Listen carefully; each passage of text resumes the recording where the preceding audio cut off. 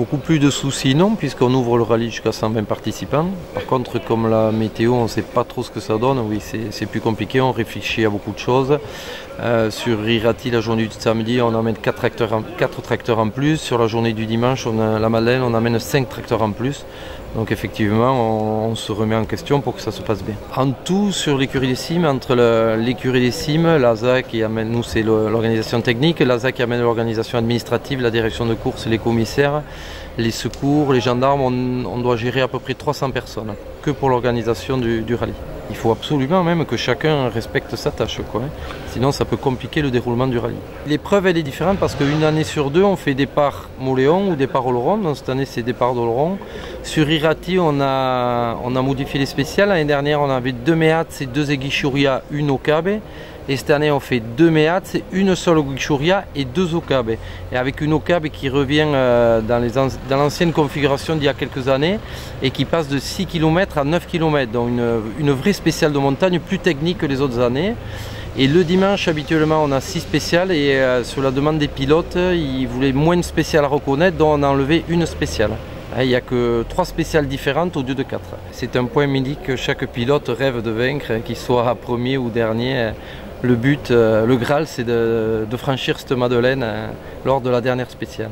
Ce sont d'abord tous les éléments qui concernent la sécurité, à savoir les harnais, les sièges, les extincteurs et la conformité visuelle du véhicule. Mais le point principal est la sécurité.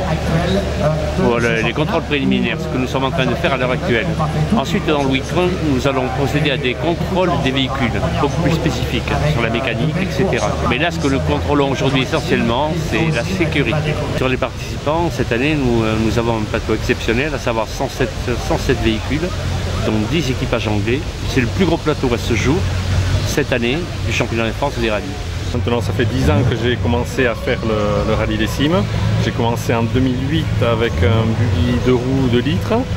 Et bon, comme tous les débutants, on n'a pas réussi à finir les cimes. Donc on a continué 2009-2010.